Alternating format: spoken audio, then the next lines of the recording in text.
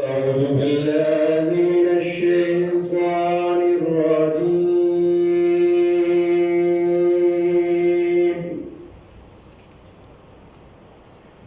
بسم الله الرحمن الرحيم.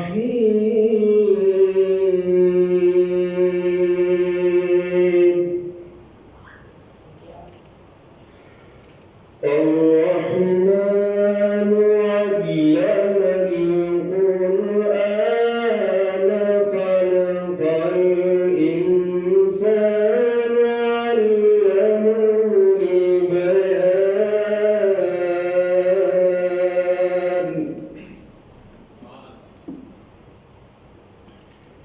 الشمس والقمر بحسبان والنجم والشجر يسجدان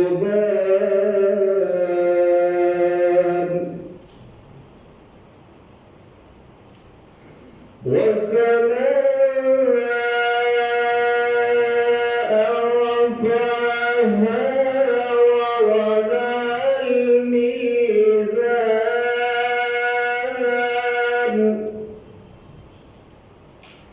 ألا تطغوا في الميزان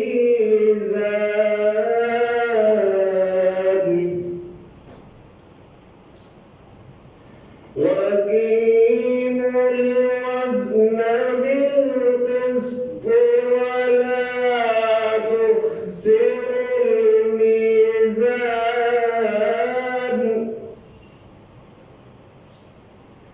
والأرض وضعها للأنام فيها فاكهة والنخل ذات الأكمام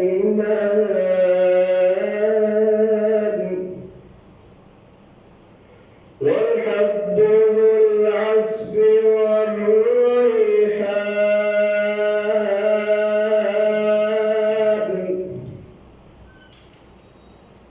فبأي آلاء ربكما تكذبان.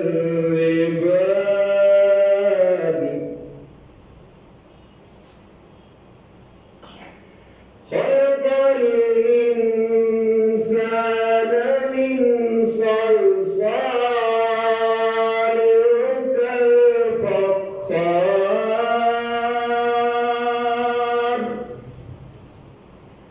وخلق الجان من مارج من نار.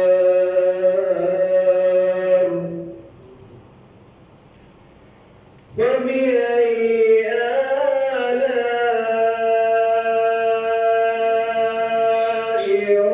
ربكما تكذبان.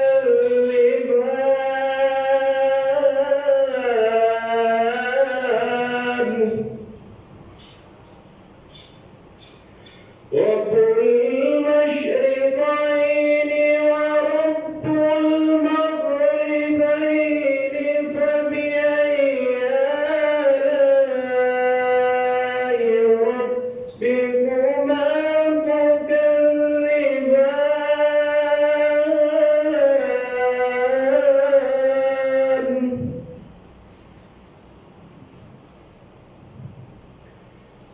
مرج البحرين يلتقيان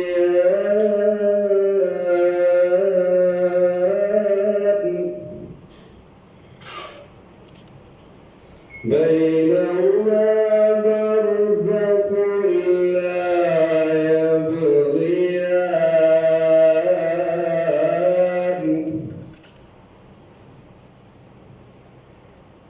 فبأي آلاء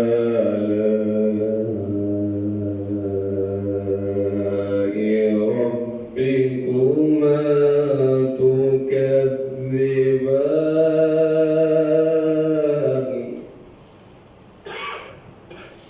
صدق الله العظيم.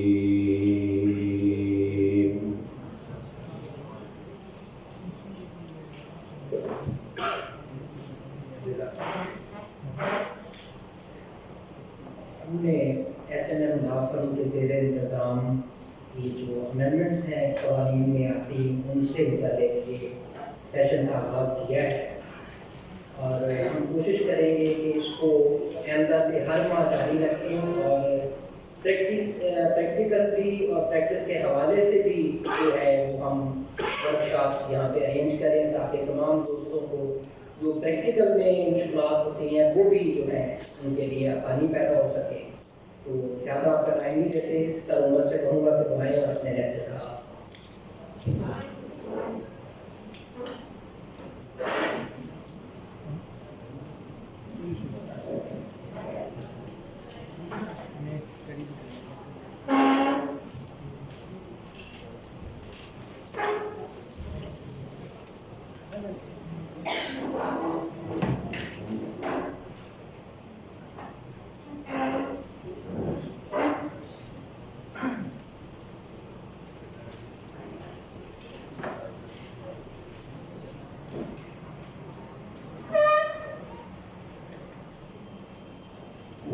میں جناب چیئرمین رولز کمیٹی ملک محمد طارق مناج صاحب کو دعوت دیتا ہوں کہ وہ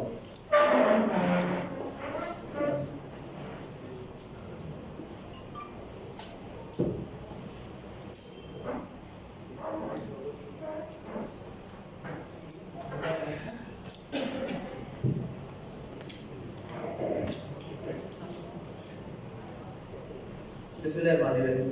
کیسے آپ سب؟ میرے خیال میں تعارف کروانے کی ضرورت نہیں ہے کہ سب لوگ مجھے جانتے ہوں گے میکسیمم. بیسیکلی آج کا جو سیشن ہے جیسا کہ آپ سب لوگوں کو پتہ ہے کہ پاکستان کی اگر میں کوئی ہسٹری میں پہلی بار ایسا ہوا کہ 33 امینڈمنٹس ایک سنگل ڈے میں پاس ہوئی. تو وہ کیوں پاس ہوئی، اس کے پیچھے کیا ریزنس تھے اور ایکچوئل طریقہ کار کیا تھا، اور یہ جو جوائنٹ سٹنگ کا طریقہ کار ہے یہ کیوں ایڈپٹ کیا گیا.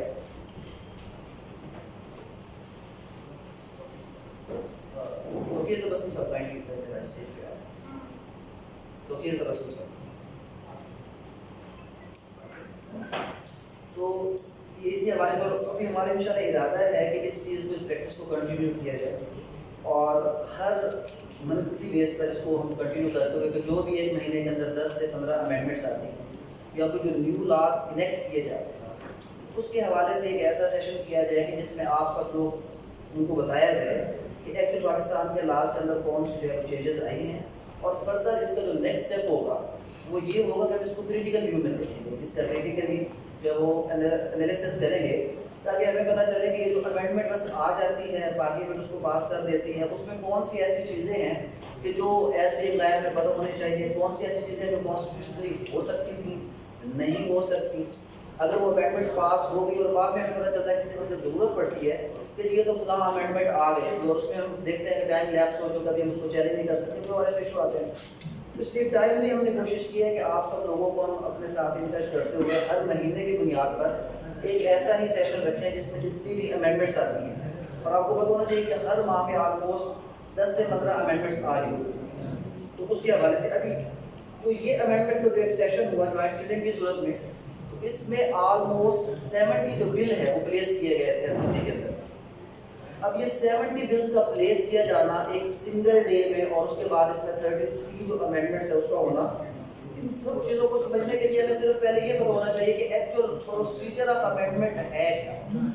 کہ جب بھی ہمارے پاکستان کے لاء کے اندر کوئی اگر ہم نے امینڈمنٹ کرتی ہے اس کا ایکچوئل پروسیجر کیا ہے، تو یہ ایک لسٹ ہے جس کو ہم بعد میں ڈسکس کریں گے آج کے سیشن کے آخر پہ کہ آلموسٹ جو ہے وہ 33 لاز یہ پاس کیے گئے ہیں.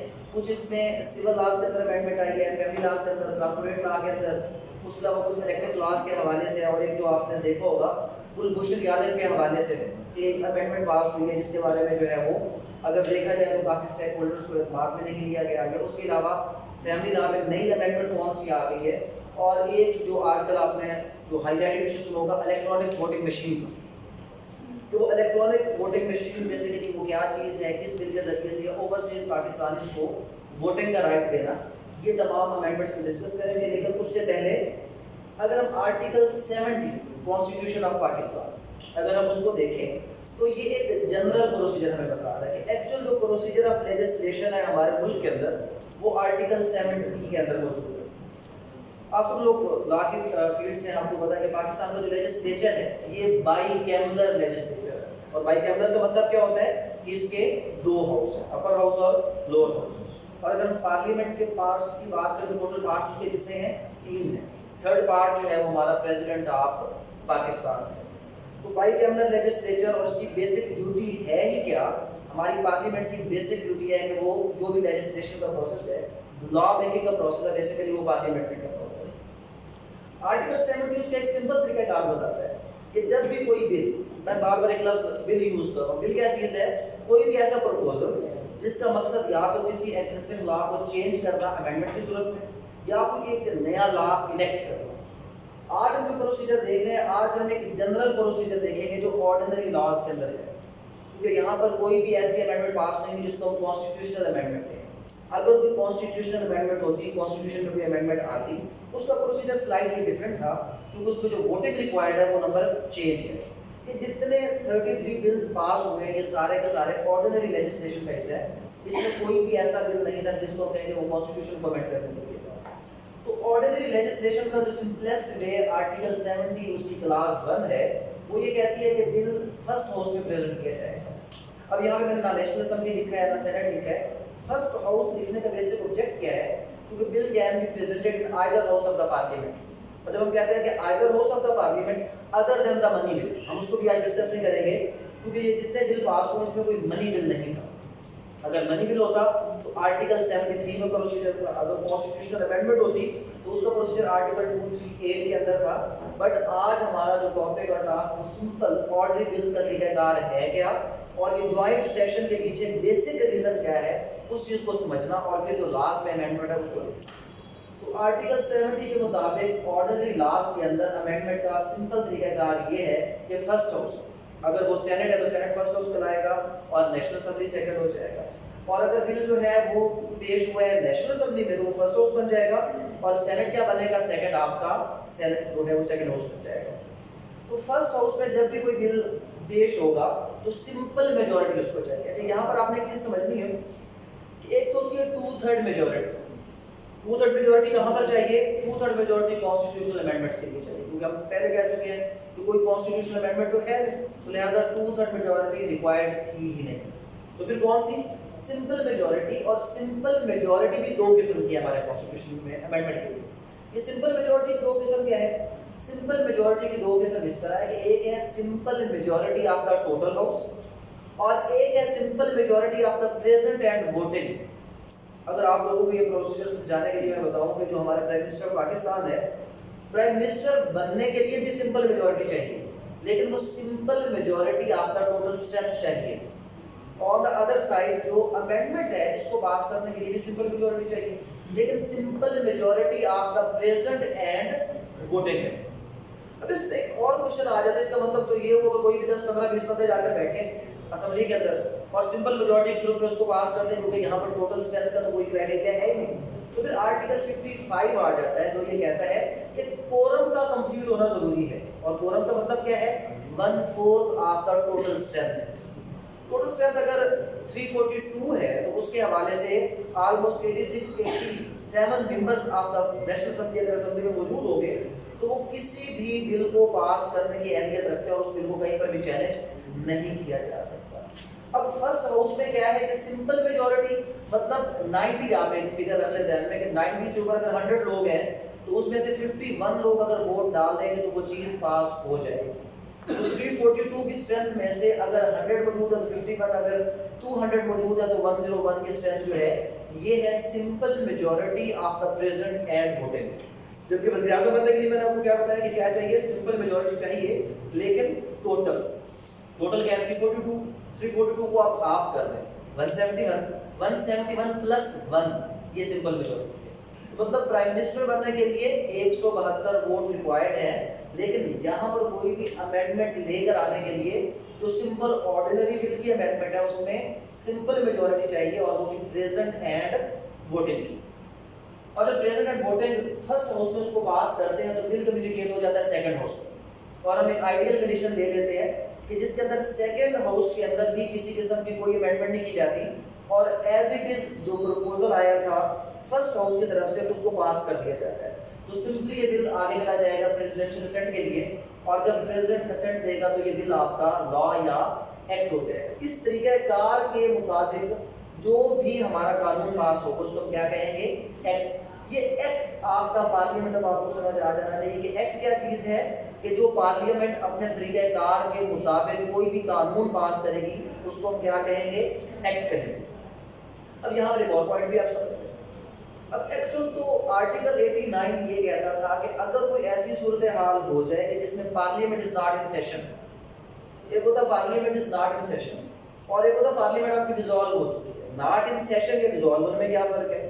جیسے مشرف نے کیا کیا، پارلیمنٹ کو ڈیزالو کر دیا، اور ناٹ ان سیشن کا مطلب یہ ہے کہ ہماری جو پارلیمنٹ ہے وہ پورا سال نہیں بیٹھتی، ایک سال کے اندر ٹوٹل اس کے 3 سیشن ہوتے ہیں اور ہر سیشن کے درمیان 89 ڈیز کا گیپ ہوتا ہے۔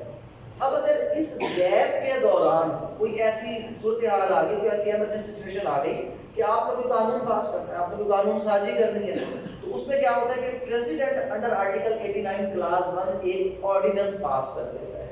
وہ ایک ٹیمپریری لیجسلیشن ہوتی ہے، 120 ڈیز کے لیے ہوتی ہے، کہ جب تک نیکسٹ سیشن نہیں آئے گا تب تک وہ انفورس رہے گا۔ نیکسٹ سیشن کے ذریعے اسمبلی اس کو چاہے تو ختم کر دے اور چاہے تو اس کو بل کی صورت میں ڈسکس کر کے سیکنڈ ہاؤس کی طرف بھیج دے۔ تو اب یہاں پہ آپ کو فرق پتہ چلے گا کہ ایکٹ اور آرڈیننس۔ اب یہاں پر 2 طریقے ہوتے ہیں، ایک تو ہے کہ کوئی بھی لا پاس کرنا اس طریقہ کار کے مطابق کیا جائے کہ جب اسمبلی ان سیشن ہو تاکہ اسمبلی میں موجود تمام لوگ اس کے اوپر ڈسکشن کریں، کوشچن آنسر ہو، اپوزیشن ہے، گورنمنٹ ہے، جو بھی تحفظات اس کو دور کیا جائے اور پھر پریزیڈنشل اسینٹ آ جائے۔ لیکن ایک اس کا آپ کہہ لیں کہ ایک جو سائڈ وے ہے کہ جب کبھی آپ ہونا تو یہ چاہیے تھا کہ اگر واقعی نیڈ آف دا ٹائم ہے، لیکن نیڈ آف دا ٹائم کو اگنور کرتے ہوئے بعض بات کیا کیا جاتا ہے کہ اگر کوئی حکومت اپنا ایک ایسا لا جو ٹائم بینگ کے لیے ان کے لیے بینیفیشل ہو اس کو کیا کرتے ہیں؟ آرڈیننس کے ذریعے سے انفورس کروا دیا جاتا ہے، کہ پرٹیکولر ٹائم ہے 3 مہینے یا 6 مہینے اس کو انفورس کروایا، کوئی جو ریگولرائزیشن ہے تھی وہ کر لی اور اس کے بعد جب اسمبلی آئے گی اس کو کیا کرے گی؟ وہ ختم کر دے۔ یہ ہو گیا ایک طریقہ کار۔ اب ایک سیکنڈ طریقہ کار کی طرف چلتے ہیں۔ اب اس میں ایک تھوڑا سا چینج آ گیا، اور چینج کیا آیا کہ فرسٹ ہاؤس چاہے وہ تھا سینٹ چاہے وہ تھا نیشنل اسمبلی، اس نے ایک بل پاس کر کے بھیج دیا سیکنڈ ہاؤس کی طرف۔ اب سیکنڈ ہاؤس کیا کرتا ہے؟ اس کو پاس تو کرتا ہے لیکن پاس کرتا ہے امینڈمنٹ کے ساتھ۔ 50 آرٹیکلز ہیں، 50 سیکشنز ہیں، 50 جو ہے امینڈمنٹس ہیں پرپوز کیے فرسٹ ہاؤس نے، اور وہ اس نے کنوے کر دیا سیکنڈ ہاؤس کو۔ سیکنڈ ہاؤس کیا کہتا ہے؟ وہ کہتا ہے کہ ہمیں اس میں سے 45 پروویژنز تو بالکل ہم ایکسیپٹ کرتے ہیں، 5 پروویژنز کے اوپر ہمیں اعتراض ہے، ہم اس کو ایکسیپٹ کرنے کے لیے تیار نہیں۔ پاس کر دیتا ہے لیکن پاس کس طرح کرتا ہے؟ امینڈمنٹ کے ساتھ۔ اب اس کا کیا ہوگا؟ کیونکہ یہ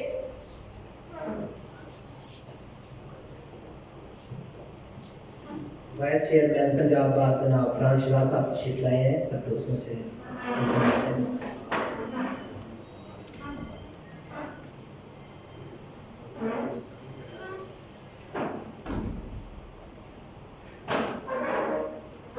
اس میں کیا ہوا کہ جب سیکنڈ ہاؤس نے پاس کر دیا لیکن پاس کس طرح کیا؟ امینڈمنٹ کے ساتھ۔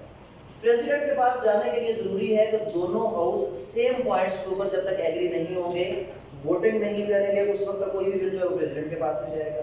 تو یہاں پر یہ جو بل ہے پریزیڈنٹ کے پاس جانے کی بجائے فرسٹ ہاؤس کو واپس کنوے کر دیا جائے گا کہ جی اگر آپ کو یہ ہماری امینڈمنٹس قبول ہیں تو ٹھیک ہے، آپ اس کو پاس کریں اور صدر کے پاس بھیج دیں۔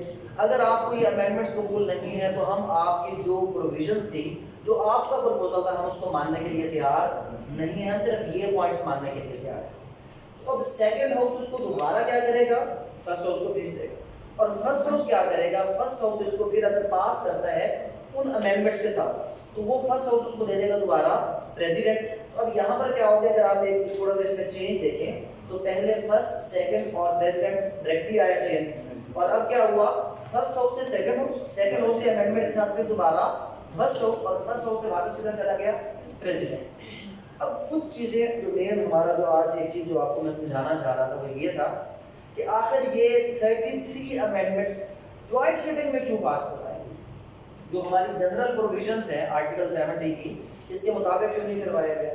اس کے پیچھے کچھ ریزنس ہیں. اس کے پیچھے سب سے بڑا ریزن جو ہے وہ یہاں پر آپ کو تھوڑا سا سمجھ آئے گا کہ ہمارے جو دو ہاؤسز ہیں، ایک تو ہو گیا نیشنل اسمبلی اور ایک کیا ہو گیا سینٹ. نیشنل اسمبلی میں نو ڈاؤٹ رولنگ پارٹی کی کیا ہے اسٹرینتھ ہے، تبھی تو وہ رول کر رہی ہے. اگر میجورٹی نہ ہو، simple majority minus 172 plus votes نہ ہو تو آٹومیٹکلی وہ تو وہاں سے لوز کر جائے گی. تو موجودہ گورنمنٹ کے پاس 176 کے قریب وہاں پر ووٹ تھے تو وہاں پر تو وہ اسٹرانگ تھا. لیکن جب ہم آئے سینٹ کی طرف تو ہمیں ایک چیز دیکھنے میں ملی کہ بہت سے ایسے بلز جو لاسٹ 2 to 3 ایئرس کے اندر نیشنل اسمبلی میں تو پاس کر دیے تھے، لیکن نیشنل اسمبلی سے پاس ہونے کے بعد وہ سارے بل کہاں پہ آئے؟ سینٹ کے اندر. اب جب سینٹ میں ہم نے ایک چیز دیکھی تو سینٹ کا آپ کو پتا ہونا چاہیے کہ Senate is a continuous house, it never dissolves. پہلی بات کہ یہ جو نیشنل اسمبلی ہر 5 سال کے بعد وزیر اعظم کے ساتھ چلی جاتی ہے، دوسری اسمبلی دوبارہ آ جاتی ہے، سینٹ کا اس کے ساتھ کوئی تعلق نہیں. سینٹ ایک کنٹینیوس ہاؤس ہے، یہ کبھی ڈیزالو نہیں ہوتا. اور پاکستان کو جو موجودہ ہمارا کرنٹ ایک سیٹ اپ چل رہا ہے سینٹ کا، یہ ریکانسٹیٹیوٹ کب ہوا تھا؟ آفٹر مشرف 2003 کے. جب مشرف صاحب نے کیا کیا، کانسٹیٹیوشن کو 70th امینڈمنٹ کے ذریعے سے امینڈ کیا اور ایک دوبارہ گورنمنٹ لائی گئی تو 2003. اس کے بعد 3 سال کا فاصلہ، 2003 6 9 12 15 18 21 اور آگے آئے گا 24. ہر 3 سال کے بعد اس کا الیکشن ہوتا ہے. اور اس الیکشن میں کیا ہوتا ہے کہ جو بھی لوگ ہوتے ہیں، جو اس میں پوری اسٹرینتھ کو چینج نہیں کیا جاتا، ٹوٹل اس کی جو اسٹرینتھ ہے وہ ابھی اس میں بھی تھوڑا سا کنفیوژن آپ کو پتا ہونا چاہیے. 104 تھی، 100 ہے اور 96 ہو جائے گی. اب یہ 104 تھی، 100 ہے، 96 ہو جائے گی. اس کا کیا مطلب ہوا؟ 25th امینڈمنٹ سے پہلے ہمارے سینٹ کے ممبرس کی تعداد تھی 104، لیکن اس کے ساتھ کیا ہوا؟ امینڈمنٹ آ گئی اس کے اندر. 25th میں کیا ہو گیا؟ فاٹا مرج ہو گیا. فاٹا کس کے ساتھ مرج ہو گیا؟ کے پی کے ساتھ. جب فاٹا کے پی کے ساتھ مرج ہوتا ہے تو یہاں پر ایک چیز آ جاتی ہے کہ آپ کو پتا ہے کہ جو نیشنل اسمبلی میں اس کی ریپرزنٹیشن تھی فاٹا کی، وہ ایڈ ہو گئی کے پی کے اندر. کیوں ایڈ ہو گئی؟ کیونکہ نیشنل اسمبلی میں جو ریپرزنٹیشن ہوتی ہے وہ اکارڈنگ ٹو دا پاپولیشن ہوتی ہے. جب فاٹا مرج ہوتا ہے کے پی کے ساتھ تو کے پی کے کی پاپولیشن بڑھ جاتی ہے. کے پی کے کی پاپولیشن بڑھنے کی وجہ سے نیشنل اسمبلی میں اس کی ریپرزنٹیشن بھی کیا ہوتی ہے؟ بڑھ جاتی ہے. آن دا ادر سائڈ جب آپ بات کرتے ہیں سینٹ میں ریپرزنٹیشن تو سینٹ میں صوبہ چاہے چھوٹا یا بڑا، اسٹرینتھ کیا ہوگی؟ اس کی سیم ہوگی. اب 23 اسٹرینتھ اس کی سیم تھی. تو آل دو فاٹا مرج ہو گیا کے پی کے ساتھ، لیکن کے پی کے جو سینٹ میں نمبر کی تعداد ہے وہ کتنی ہے؟ وہ 23. تو 23 92 بنتا ہے. اسلام آباد کے 4 ملا کر 96. تو پھر یہ 100 کیوں ہو گئے؟ کیونکہ یہ کہا گیا کہ جو لوگ 2018 میں اور 2015 میں سینیٹر بنے تھے فاٹا کے، وہ اپنا ٹائم پورا کریں گے. جو 15 والے تھے 21 میں 4 لوگوں نے ٹائم پورا، وہ تو ختم ہو گیا. لیکن جو 18 میں بنے تھے وہ 4 لوگ اپنا ٹائم کب پورا کریں گے؟ 2024 کے اندر. تو وہ وہاں پر جا کر ہمارا سینٹ اپنی ایکچوئل تعداد ریزیوم کرے گا اور وہ کتنی ہے؟ 96. اب اس میں ایک اور چیز آپ نے سمجھنی ہے کہ ہمارے ملک میں کیونکہ الیکشن ہوتا ہے 3 سال کے بعد، ایک ایسی گورنمنٹ آتی ہے کہ جس کے دور میں سینٹ کے الیکشن کتنی بار ہوتے ہیں؟ 2 بار. اور ایک گورنمنٹ آئے گی جس میں سینٹ کے الیکشن کتنی بار ہوگا؟ صرف 1 بار. لاسٹ گورنمنٹ میں اگر آپ دیکھیں 15 بھی آیا اور کیا آیا؟ 18 بھی آیا. مارچ میں الیکشن ہوئے تھے. تو وہاں پر کیا ہوا کہ اس گورنمنٹ کو زیادہ ریپرزنٹیشن ملتی ہے. اب جو یہ موجودہ گورنمنٹ ہے اس کے دور میں صرف 21 کا الیکشن ہی آنا ہے، کیونکہ 24 کا جب الیکشن دوبارہ آئے گا تو تب تک یہ 5 ایئر کا اپنا ٹرم کیا کر چکی ہوگی؟ پورا کر چکی ہوگی. تو سینٹ کی ریپرزنٹیشن ٹوٹلی آپ کی بیس کرتی ہے پروونشل ریپرزنٹیشن کے اوپر. جس پروونس میں جس پولیٹیکل پارٹی کی جو ریپرزنٹیشن ہے وہ زیادہ ہے، سمپلی سینٹ میں بھی اسی کی اسٹرینتھ ہی زیادہ ہوگی. تو ایٹ آف دی ڈے نتیجہ کیا نکلا کہ اگر میں آپ کو سمپل سمجھانے کے لیے پریزنٹ جو اس کی تعداد ہے اگر بتاؤں تو پی ٹی آئی کے پاس صرف 25 سینیٹر ہیں جو ان کے اپنے ہیں. باقی کچھ جہاز کے ذریعے سے آگے، کچھ ویسے آگے بہتر جاتے ہیں. لیکن کیونکہ جو اس میں تعداد آخر میں نے وہ ان کو خطرناک وہ کر دیا، ریڈ نشان پہ لیا 25. انڈیپینڈنٹ ہے. یہ انڈیپینڈنٹ کبھی ادھر تو جہاں پہ جہاز چلا گیا کچھ ایسا ویسا ہو گیا. تو خیر یہ انڈیپینڈنٹ کا جو فگر ہے وہ کیا کرتا ہے؟ ایکچوئل جو آپ کہہ رہے ہیں کہ کسی بھی چیز کو فائنلائز کرنے میں ان کا رول آؤٹ ہوتا ہے. تو اگر ہم دیکھیں رولنگ پارٹی کے پاس 25 پی ٹی آئی کے پاس اور 6 باپ کے پاس اور یعنی کہ آلموسٹ 34-35 وہاں پہ ان کی ایکچوئل اسٹرینتھ ہے. اور the other side P M L N اور پی ٹی اگر آپ دیکھ لیں اور جمہوریت اسلام جو ہے پاکستان، تو یہ برابر اسٹرینتھ پہ آ جاتے ہیں. تو क्योंकि सेनेट में किसी के पास भी वो एब्सोल्यूट मेजॉरिटी नहीं है जिसको हम सिंपल मेजॉरिटी कहेंगे, जिसकी वजह से वो किसी भी अमेंडमेंट को आराम से पास कर सके, और स्पेशली रूलिंग पार्टी के पास वो है ही नहीं। तो इसलिए क्या हुआ कि मैक्सिमम बिल जो इस तरीक़ेकार के मुताबिक या इस तरीक़ेकार के मुताबिक या इस तरीक़ेकार के मुताबिक, जब वो बिल फर्स्ट हाउस यानी कि नेशनल असेंबली बना उसने पास तो कर दिए, लेकिन सेकंड हाउस में अगर हम देखें तो हमें पता चला कि वो तमाम जो बिल है वो सेकंड हाउस में 3 स्टेजेस में पड़े थे। कौन सी 3 स्टेजेस थी? या तो उनको रिजेक्ट कर दिया गया था। क्यों रिजेक्ट कर दिए गए? क्योंकि जो अपोजिशन है वो सिंपल मेजॉरिटी से ज़्यादा थी। तो जब भी कोई बिल आया अगर उनकी मर्जी पूरी थी उन्होंने रिजेक्ट कर दिया। जैसे इलेक्ट्रॉनिक वोटिंग मशीन का बिल है वो वहाँ पे पड़ा हुआ था, या कुछ और ऐसे बिल थे उसको पॉलिटिसाइज किया गया, वहाँ पे रोक दिया गया, या रिजेक्ट हुए, या 90 डेज का अरसा गुजर चुका था। इट मींस कि जो जॉइंट सिटिंग में जितने बिल कंसिडर हुए ये कम से कम 90 डेज पहले किसी एक हाउस से पास हो चुके हैं। फ्रेश बिल जॉइंट सिटिंग में नहीं लाया जा सकता। जो जॉइंट सिटिंग अभी हुई है वो सिर्फ इन 3 कंडीशंस पर हो सकती है। कंडीशन नंबर 1, या तो सेकंड हाउस बिल को रिजेक्ट कर चुका है। कंडीशन नंबर 2, या उसने 90 डेज में पास नहीं किया। और तीसरा क्या है कि is not pass with 90 days और bill send to house under class 2 with amendments and is not passed. या ये सिचुएशन आई कि जिसके अंदर क्या हुआ कि सेकंड हाउस ने बिल किसको भेजा? फर्स्ट हाउस को, और अब फर्स्ट हाउस उसको अमेंडमेंट के साथ पास करने के लिए तैयार नहीं है। अब इन तमाम मामलात के बाद आप कहां पर चले गए? आप चले गए जॉइंट सेशन के अंदर। अब यहाँ पे जॉइंट सेशन में ये बिल कैसे पास हो गया अगर वहां पर पास नहीं हो रहे थे? यहाँ पर इंडिविजुअल किसी भी हाउस की रिप्रेजेंटेशन नहीं चाहिए। तो यहाँ पर क्या चाहिए? यहाँ पर टोटल स्ट्रेंथ मींस 100 सेनेट और उसके बाद 342 किसका? National assembly. 442 में से जो प्रेजेंट एंड वोटेड होगा अब उसके मुताबिक ये बिल पास हो जाएगा। तो जब 442 को आप इकट्ठा करते हैं तो नो डाउट गवर्नमेंट जो है वो नेशनल असेंबली में स्ट्रेंथ होने की वजह से अपना जो कमजोरी है, जो उसकी वीकनेस थी सेनेट वाली, उसको क्या कर जाते हैं? कवर अप कर जाते हैं। तो बहुत से ऐसे ऑर्डिनेंस जो गवर्नमेंट दे चुकी थी, जैसे एंटी रेप ऑर्डिनेंस जो आज उस पे टॉप ऑफ द लिस्ट है, तो इसके सबके जो ऑर्डिनेंस गवर्नमेंट दे चुकी थी इलेक्ट्रॉनिक वोटिंग मशीन या गुलबुशन यादव के हवाले से, ये सारे अगर जॉइंट सिटिंग का एक सिंपल आपको मतलब पता हो जाना चाहिए, ये सारे डिस्प्यूटेड बिल है। क्योंकि अगर ये डिस्प्यूटेड ना होते तो या आर्टिकल 70 क्लास 1 या क्लास 2 में क्या हो चुके तो डेफिनेटली पास हो चुके होते।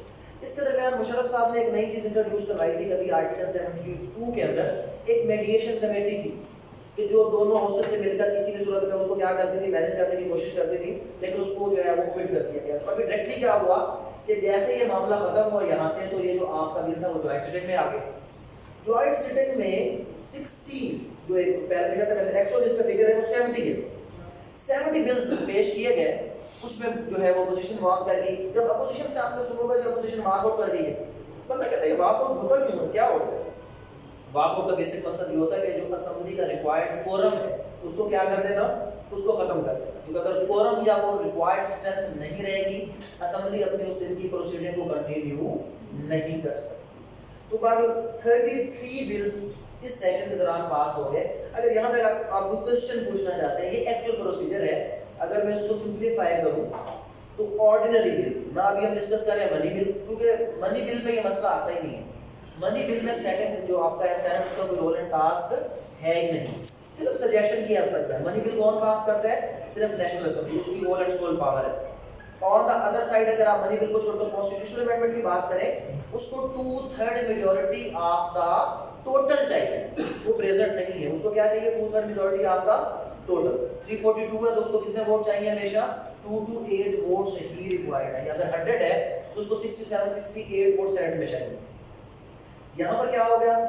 आर्टिकल 70 क्लास 1, कोई भी बिल पेश हुआ, फर्स्ट हाउस ने उसको पास किया, सेकंड हाउस ने पास किया, और प्रेसिडेंट के बाद वो क्या बन गया? एक्ट बन गया। फर्स्ट हाउस ने पास कर दिया, सेकंड हाउस ने अमेंडमेंट के साथ पास करके फर्स्ट हाउस को वापस कर दिया, फर्स्ट हाउस ने दोबारा क्या किया? उसको पास किया अमेंडमेंट के साथ और प्रेसिडेंट के पास भेज दिया। थर्ड तरीका, फर्स्ट हाउस सेकंड हाउस को डेडलॉक हो गया। फर्स्ट हाउस और सेकंड हाउस किसी एक चीज पर तैयार नहीं है, तो क्या हो जाएगा? Joint session. जब ये जॉइंट सेशन आएगा तो इसके अंदर क्या होगा? अब टोटल स्ट्रेंथ आएगी, और टोटल स्ट्रेंथ की वोटिंग के अंदर जो भी कोई किसी की कहीं पर किसी सिंगल हाउस के अंदर अगर मेजॉरिटी नहीं है उसको कवर अप किया जाएगा। अभी हमने प्रेसिडेंट साहब का नाम तो लिखा है, تو ہم نے یہ ڈسکس نہیں کیا کہ کیا ہمارے پریزیڈنٹ صاحب بھی کوئی اس طرح کی ریجیکشن کچھ کر سکتے ہیں یا نہیں کر سکتے. تو ویسے تو نارملی ہوتا یہی ہے کہ پریزیڈنٹ آپ کا رولنگ پارٹی کا ہوگا, جو رولنگ پارٹی کے بندوں کو کبھی بھی گورنمنٹ کے پاس کی ہوئی بل کو ریجیکٹ نہیں کرے گا. لیکن اگر کانسٹیٹیوشنلی ہم دیکھیں تو پریزیڈنٹ اسینٹ دیتے وقت ایک بار اس بل کو واپس بھیج سکتا ہے, ریجیکٹ نہیں کر سکتا.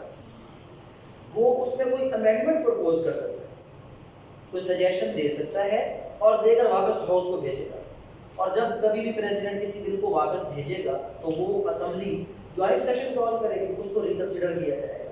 اور اگر جوائنٹ سیشن میں وہ اسمبلی اس کو دوبارہ پاس کر دے تو آٹومیٹکلی صدر صاحب 10 دن کے اندر سائن کریں یا نہ کریں وہ بل پاس ہو جائے گا. تو صدر صاحب کا جو ٹوٹل اختیار ہے اس پورے لیجسلیٹو پروسیس میں وہ صرف کتنا ہے, ایک بار کسی بھی بل کو واپس بھیجنا کہ اگر اس کو سجیشنز کو ریکنسیڈر ہاؤس کرے تو ٹھیک, اگر نہ کرے اور دوبارہ پاس کر کے واپس بھیج دے تو صدر صاحب کے اختیار کیا ہو جائے گا, یہ ختم ہو جائے گا. یہ ایک طریقہ کار, اور اب آپ کو سمجھ آ گیا ہوگا کہ جوائنٹ سیشن کا بیسک مقصد کیا تھا. بیسک مقصد یہ تھا کہ سینٹ کے اندر جو رولنگ پارٹی کے پاس ریکوائرڈ اسٹرینتھ نہیں تھی, میجورٹی نہیں تھی, اس چیز کو اوور کم کرنے کے لیے جوائنٹ سیشن بلا کر دونوں ہاؤسز کے ذریعے سے ایک کلیکٹیو ووٹنگ کے اندر اس چیز کو کیا کیا گیا, پاس کروا دیا گیا.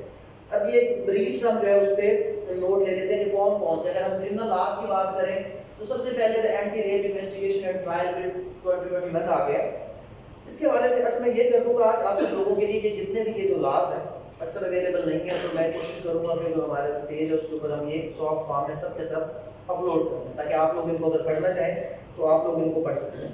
جو سب سے پہلی امینڈمنٹ ہے وہ اینٹی ریپ کی صورت میں ہے. بیسیکلی اب کیا ہو گیا, آپ کو پتہ ہے کہ اسپیشل کورٹس آپ سب لوگ جانتے ہیں کہ جب ہمارے ٹریڈیشنل کورٹس جو کرمنل ٹرائل کورٹس ہیں ان کے اوپر جب بوجھ بڑھ جاتا ہے تو اس بوجھ کو کم کرنے کے لیے ہم اسپیشل ٹریبیونلز بنا دیتے ہیں. جیسے پہلے ہم نے جو ٹیررسٹ تھے ان کے لیے کیا کر دیا, اینٹی ٹیررزم کورٹ بنا دیا, نیب بنا دیا, سروس ٹریبیونلز بنا دیے, اس کے بعد کرپشن کورٹس اس کو الگ کر دیا, ٹیکسیشن کو الگ کر دیا.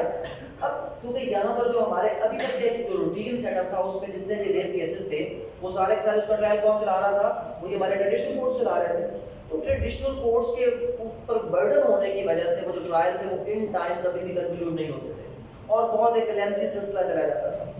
اس لیے اسپیشل جو ہے ابھی کورٹس بنائے جا رہے ہیں اس قانون کے ذریعے سے کہ جو بھی ریپ کیس ہوگا وہ مجسٹریٹ کو رپورٹ ڈیفینیٹلی وہ ریمانڈ کے اندر تو ہوگا سو ہوگا, بٹ جو اوور آل اس کا ٹرائل پروسیجر ہے اس کے لیے الگ اسپیشل کورٹ ہوگا, اسپیشل انویسٹیگیشن ایجنسی ہوگی جو ایکسپیڈائٹ طریقہ کار کے ذریعے سے جتنے بھی اس قسم کے کیسز ہوں گے جو ریپ کے حوالے سے ہوں گے اس کو اسپیشل کورٹ کی صورت میں ایک اسپیڈی کورٹ ٹرائل کورٹ کے ساتھ اس کو جو ہے وہ فارورڈ کیا جائے گا.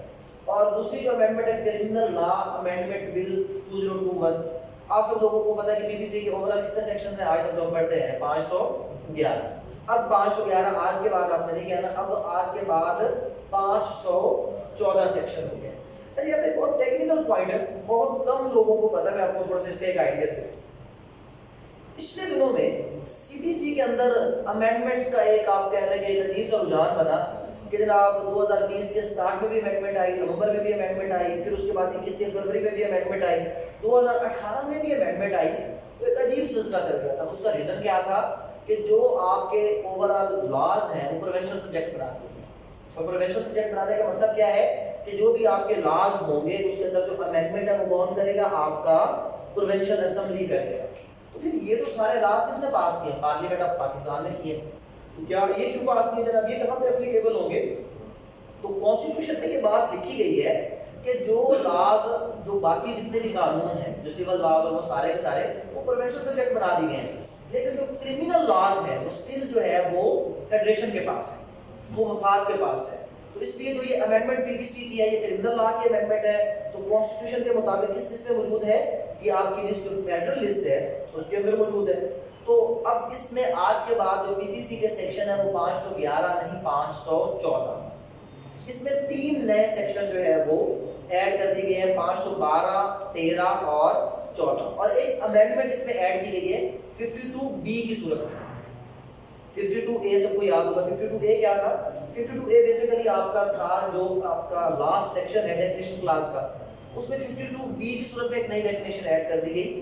یہ جو فورس ڈس اپیئرنس ہے, ایک ہمارے ملک میں ایک سلسلہ چلا تھا کہ ماورائے عدالت کسی کو اٹھا کر لے جانا کوئی ایجنسیز ہیں یا کوئی ایسی ہیں کہ اگر کسی شخص نے کوئی بھی جرم کیا ہے تو article 4 constitution of Pakistan simply کہتا ہے کہ ڈیو پروسیس آف لا ہے.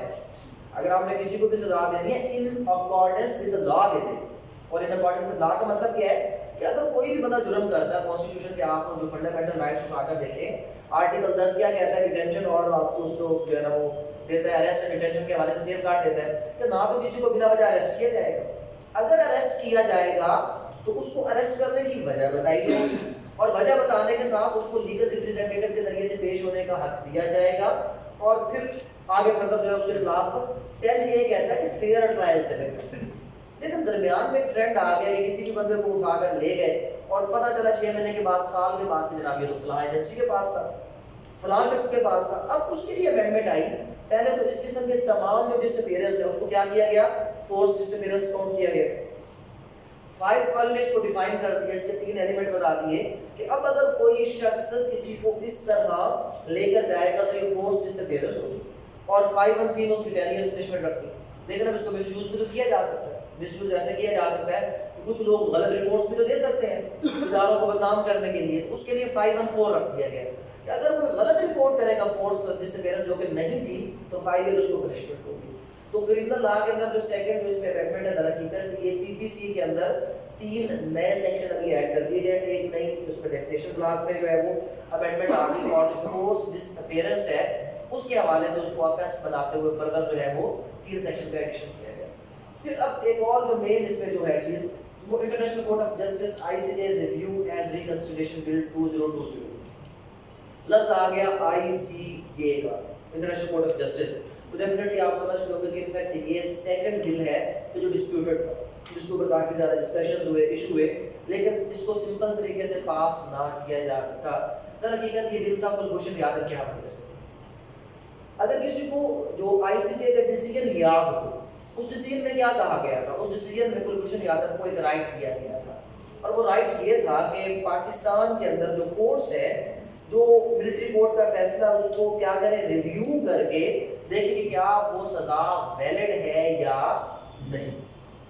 اب مسئلہ جو مین آیا وہ کیا تھا وہ یہ تھا کہ آپ سب لوگ جانتے ہیں پاکستان کا جو کرمنل لا ہے سی آر پی سی کیا اس میں ریویو کا کوئی آپشن ہے. ہمارے کسی بھی جو لا کے حوالے سے کسی بھی کرمنل کورٹ کے پاس ریویژن اپیل ہے لیکن کرمنل ریویو کا آپشن تو تھا ہی. اب کرمنل ریویو اور پرٹیکولرلی کرمنل ریویو کس کو دینا کہ جو ویانا کنونشن تھا اس کے مطابق اس کا آرٹیکل 36 38 ہے جو یہ کہتا ہے کہ اس قسم کے جو تمام لوگ ہوں گے جو ڈکائز ہوں گے یا کوئی اس قسم کے جو جاسوس وغیرہ ہوں گے اسپائز ہوں گے ان کو آپ نے اگر کوئی پنشمنٹ دی ہے تو ایٹ لیسٹ ان کو ریویو کا رائٹ دینا ہے کہ وہ اپنے اپیل کی صورت میں اپنی اس کنوکشن کو چیلنج کر سکیں. تو اب یہاں پر basically International Court of Justice کے اس پوائنٹ کے حوالے سے اب امینڈمنٹ کر دی گئی اور ہائی کورٹ جو ہے اس کو یہ اختیار دیا گیا کہ اب اگر کوئی بھی ایسا معاملہ ہوگا تو ہائی کورٹ میں اس قسم کا شخص جو ہے وہ اپنا ریویو دائر کر سکے گا. تو اب اس پوائنٹ پر جو کلبھوشن یادو ہے وہ کیا کر سکے گا کہ وہ اب جو ہے آئی سی جے کے اس فیصلے کے حوالے سے جو پاکستان میں اس کو سزا ہوئی ہے اس کے اوپر اب وہ ریویو فائل کر سکتا ہے. اس کے فیصلے کو اب جو ہے وہ ریویو کیا جا سکتا ہے جو کہ پہلے ایسی کوئی بھی آپشن موجود نہیں تھی. اور اس کے اوپر ایک فردر جو ہے ہمیں انشاءاللہ ایک ہے میرا لیکچر ہے میں آپ لوگوں کے ساتھ شیئر کروں گا کہ کیا واقعی ہمیں ایسا کرنا چاہیے تھا, کیا انٹرنیشنلی ہم یہ کرنے کے باؤنڈ تھے یا نہیں تھے. جو ہم نے یہ کام کیا کیا اس کے لیے جو پیچھے فورس بتائی گئی کہ جی یو این او کی وجہ سے اور ویانا کنونشن کی وجہ سے ہم مجبور ہو گئے تھے ہم نے یہ امینڈمنٹ پاس کرنی ہی کرنی تھی, تو کیا واقعی اس ڈیسیجن میں کوئی بائنڈنگ فورس تھی یا نہیں تھی. کیونکہ ان میں سے ہر چیز ڈیبیٹیبل ہے. ہم جس بھی چیز کو لے کر چلیں گے تو اس کے حوالے سے کیا ہوگا, اس کے حوالے سے ایک نیا جو ہے وہ آپ کے لیے کھلتا جائے گا سلسلہ. ہم نے صرف ایک شارٹ آپ کو بتانا ہے کہ ایکچوئل امینڈمنٹس کیا ہے. پھر جب ہم اس کو شیئر کریں گے تو ایک ہم الگ سیشن رکھ لیں گے اس کو کریٹیکلی انالائز کر لیں گے کہ یہ چیزیں ٹھیک ہوئی ہیں غلط ہوئی ہیں یا مزید اس میں کیا امینڈمنٹ ریکوائرڈ ہے. اس وقت پریونشن آف کرپشن ہے اس کے حوالے سے جو ہے وہ کیا کیا گیا کہ سزا جو تھی کرپشن کی پہلے کم تھی اس کو 7 ایئرز تک ایکسٹینڈ کر دیا گیا ہے. تو یہ کرمنل لا کے حوالے سے جو مین امینڈمنٹس ہیں وہ یہ 4 امینڈمنٹس ہیں. اینٹی ریپ کی صورت میں نئے کورٹس کا بنانا, پی بی سی کے اندر 3 سیکشنز کا اضافہ کرنا اور آئی C J review and reconsideration بل کے ذریعے سے ہائی کورٹ کو جو انٹرنیشنل اسپائز ہیں یا جاسوس ہیں یا ایسے لوگ ہیں جو انٹرنیشنلی کنوکٹ کیے جاتے ہیں ان کو ریویو کی اجازت دے دینا. اور ہائی کورٹ کو ریویو کی اجازت دے دینے کا مطلب آپ بہتر جانتے ہیں.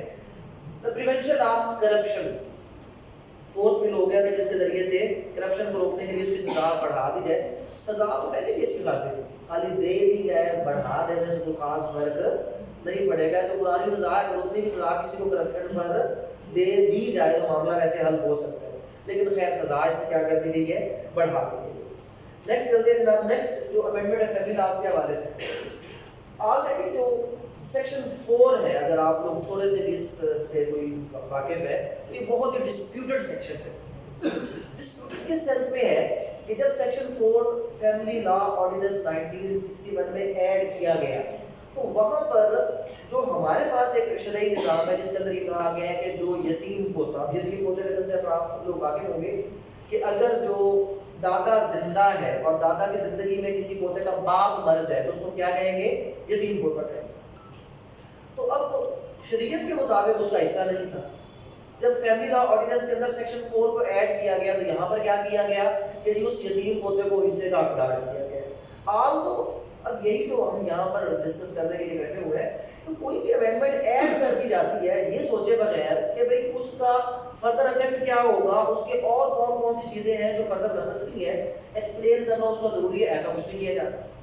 تو یہاں پر بھی جب فیملی اس پہ امینڈمنٹ کی سیکشن 4 کی صورت میں یتیم پوتے کو حصہ دے دیا, لیکن لفظ اس میں پرٹیکولرلی پوتے کا ہی لکھ دیا کہ بیٹی اور بیٹا جو ہوگا ڈیسیز کا وہ حصے دار ہوگا. سوال یہ آیا کہ بیٹی اور بیٹا تو حصے دار ہو گیا, اس کی بیوہ کا حصہ ہے یا نہیں ہے. اب اگر وہ پہلے مر گیا تو واپس اس کے ماں اور باپ کو بھی کوئی حصہ جانا تھا. تو ایک انکمپلیٹ پروویژن کی صورت میں اس کو ڈسپیوٹڈ رکھا گیا. اور حیرانی کی بات یہ ہے کہ یہ 1961 کے آرڈیننس میں ایڈ ہوا, 1980s میں یہ چیلنج ہوا, 1991 کے اندر جا کے سپریم کورٹ کے اپیلیٹ بینچ میں گیا, اور آج تک ڈیسیژن تو آ رہا ہے کہ till the pendency of the decision in the Supreme Court یہ نیا فیصلہ لے لیں, اس فیصلے کو حل کرنے تاکہ پتہ چل جائے کہ وہ ہے یا نہیں ہے. تو پچھلے 30-32 سال سے وہ چیز نہیں ہوئی. خیر ابھی جو ہے صرف میں نے سیکشن 4 کو ایکسپلین کرنے کے لیے آپ کو بتایا ہے کہ یہ ایک امینڈمنٹ, لیکن جو کرنٹ امینڈمنٹ ہے وہ بیسیکلی اس کے لیے نہیں ہے. جو اہل تشریح کے حوالے سے کچھ چیزیں اس میں ایڈ کی گئی, پرٹیکولر اسکول آف تھاٹ کے حوالے سے, جس میں مین جو ہے امینڈمنٹ سیکشن 7 میں ترقی بتائی گئی. سیکشن 4 کے اندر تو خالی جو ہے وہ اس کا جو وراثت کا حصہ ہے بیوہ کا اہل تشریح میں اس کو امینڈ کیا جا رہا ہے, اور سیکشن 7 کے اندر جو ڈائیورس کا پروسیس ہے اس کو چینج کیا ہے, لیکن وہ چینج اپلیکیبل ٹو صرف فقہ جعفری یا شیعہ اسکول آف تھاٹ ہے, کیونکہ وہ پرٹیکولرلی مینشنڈ ہے کہ یہ شیعہ اسکول آف تھاٹ کے لیے. آلدو جو وہ امینڈمنٹ ہے اگر ہم تھوڑا سا اس پہ ورک کریں, ریسرچ کریں, تو میرے خیال میں وہ بہت ایک بہتر امینڈمنٹ ہے کہ اگر آپ اس کو اوور آل ہمارے ملک کے اندر ایک جنرل پروسیجر آپ ڈائیورس بنا دیں تو بہتر ہوگا, کیونکہ بہت سے مسائل ہمارے حل ہو جائیں گے. لیکن اس کو بنایا نہیں جائے گا کیونکہ اسکول آف تھاٹ کا کنفلکٹس آ جاتا ہے. تو ہم لوگ وہ کام کرنے کے لیے تیار ہیں کہ جو شریعت میں موجود نہیں ہے اور کسی بھی اسکول آف تھاٹ میں موجود نہیں ہے, بٹ ہم وہ کام کبھی بھی نہیں کریں گے جو بے شک ٹھیک لگ رہا ہے, لیکن کیونکہ وہ کسی اور اسکول آف تھاٹ میں موجود ہے, اگر ہم نے وہ مان لیا تو پھر ہمارا آپس میں وہ جو ایک سسٹم ہے وہ ڈیفینیٹلی کیا ہو جائے گا, تھوڑا سا کمزور ہو جائے گا. تو اس لیے ہم یہ نہیں کرتے. اب ایکچولی وہاں پہ امینڈمنٹ آئی کہ امینڈمنٹ یہ آئی ہے کہ اب according to Shia school of thought جو ڈائیورس کا طریقہ کار ہے وہ یہ ہے کہ ڈائیورس پرٹیکولرلی عربک ورڈ پہ ہوگی, 2 گواہوں کی موجودگی میں ہوگی. اس کا پازیٹیو اسپیکٹ کیا ہے جو مجھے پسند ہے وہ یہ ہے کہ آج کل ہم میں سے ہر بندہ ہائپر ٹینشن, بلڈ پریشر, اور ابھی تو نئی بیماری آپ نے دیکھی ہوگی مہنگائی کی صورت میں, تو صبح جاتے ہیں کوئی اور ریٹ ہوتا ہے, شام کو ریٹ کیا ہو جاتا ہے کوئی اور. تو یہ بھی جو ہے نا بیماری بن گئی ہے نا, کس وجہ سے بندے کا بلا وجہ جو ہے وہ موڈ مزاج خراب ہو جاتا ہے. اور ایسے موڈ مزاج میں اگر کوئی بندہ رات کو گھر آ جائے اور سامنے سے کھانا نہ پکاؤ, اور اگر پکا ہوا ہو تو اس میں نمک اوپر نیچے ہو, تو پھر یہ بھی ہو جاتا ہے کہ بندہ بلا وجہ کسی چھوٹی سی بات میں کیا کہتا ہے طلاق طلاق طلاق, اور بعد میں پریشان ہو رہا ہے. اور بعد میں پریشان اس بات میں ہے میں کیا بیٹھا. سب لوگ لائے نا جو فیملی پریکٹس کرتے ہیں, اگر آپ لوگ کبھی آبزرو کر لیں 90% وہ لوگ جو ڈائیورس دیتے ہیں بعد میں شرمندہ ہوتے ہیں کہ یار میں تو دینا ہی نہیں چاہتا تھا, مجھ سے غلطی ہو گئی, مجھے کوئی چور راستہ نکال کر دکھا دیں. اور چور راستوں میں پھر جو ہے نا مختلف چور راستے آ گئے, ویسے تو وہ بھی غلط ہے, حرام ہے. جیسے مولوی صاحب نے حلالہ سینٹر کھول لیا, شرعی طور پر وہ حرام ہے, حلالہ بھی حرام ہے شرعی طور پر, لیکن ان کا راستہ وہاں سے انہوں نے ادھر سے اپنا راستہ بنا لیا. اب ہماری اسمبلی نے بھی اس کے اوپر بل پاس کر دیا, پنجاب اسمبلی نے, کہ اگر کوئی بندہ 3 ٹائم ڈائیورس پر اناؤنس کرے گا تو اس کو کیا کرو, اس کو سزا دے دو, جرمانہ لگا دو. تو یار نہ تو جرمانہ شریعت میں ہے نہ سزا شریعت میں اس کا حق ہے وہ دے سکتا ہے، لیکن جو چیز سورۃ البقرہ آیت نمبر 228 میں موجود ہے اس کو ہم نے امپلیمنٹ نہیں کرنا. کیوں نہیں کرنا؟ اس لیے نہیں کرنا کیونکہ کسی اور اسکول آف تھاٹ نے کر لیا. اگر ہم کریں گے تو تھوڑا سا آپس میں کیا آ جائے گا، مسئلہ آ جائے گا. تو اب یہ اس میں اب وہاں پر کیا ہوا کہ اب اگر اسی طریقے کا ڈیورس کو آپ لگائیں تو پہلی شرط 2 گواہ ہونے چاہیے. اور 2 گواہ ہونے چاہیے کا مطلب کیا ہے کہ ایک بندہ غصے میں گھر آیا، اسے پتا ہے کہ طلاق دوں گا، طلاق تو ہونی کوئی نہیں. تو پھر وہ کیا کرے گا؟ پھر وہ جائے گا ہاں بھائی کیوں اور ایمان نہیں ہے چلو میرے ساتھ، وہ کتنا چلنا ہے اور میں بیوی میں طلاق دے دی.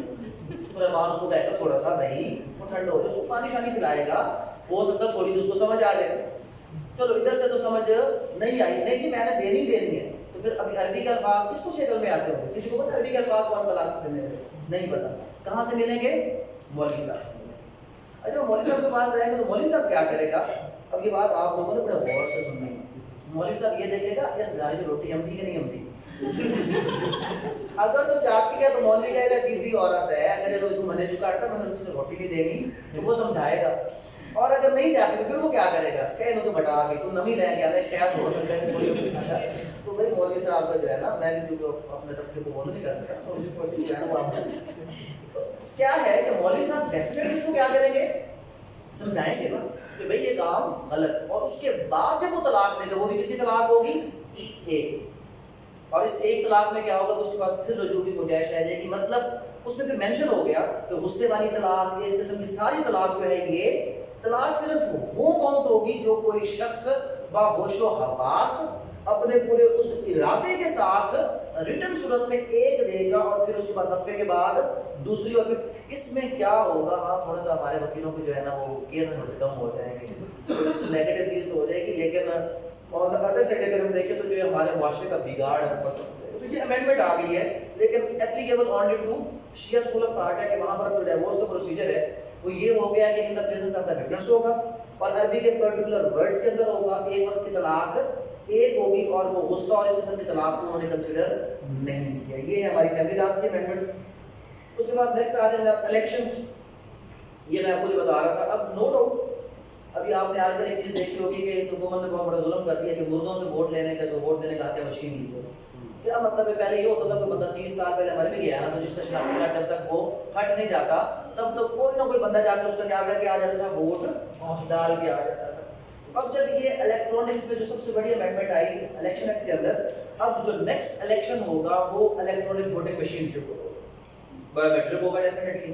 اور بایو میٹرک پہ کون جا سکتا ہے؟ وہی شخص جو زندہ ہوگا وہی جا کر اپنا رجسٹریشن لگائے گا تو اسی صورت کے اندر ہوگا.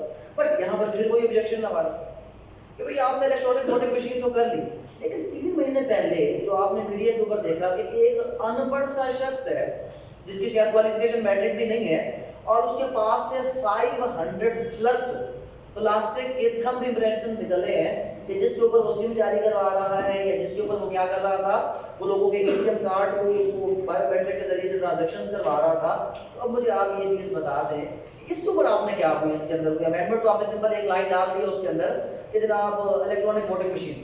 اس چیز کو روکنے کے لیے کوئی اس کے اندر عمل دخل آپ نے کیا؟ کچھ بھی نہیں کیا. خیر الیکٹرانک ووٹنگ مشین جو ہے وہ آپ نے انٹروڈیوس تو کروا دی بٹ اسٹل اس کے لیے رولز کیسے بنیں گے، کیا بنیں گے، کیا ہوگا کیا نہیں ہوگا. ہمیشہ کی طرح یہی سلسلہ ہمارے لیجسلیچر کا کہ ایک قانون پاس کر دینا اس کے بعد اس کے افیکٹس، اس کے positive negative effects, merits demerits اس کو کہیں پر ڈسکس کرنا، پروسیجرز کو بتانا، رولز کو بتانا، وہ چیزیں وہیں پر رک جاتی ہیں. تو یہاں پر بھی الیکٹرانک ووٹنگ مشین. اور دوسری امینڈمنٹ کیا آئی جو اوورسیز پاکستانی ہیں وہ کیا کر سکتے ہیں، وہ ووٹنگ کا رائٹ یوز کر سکتے ہیں.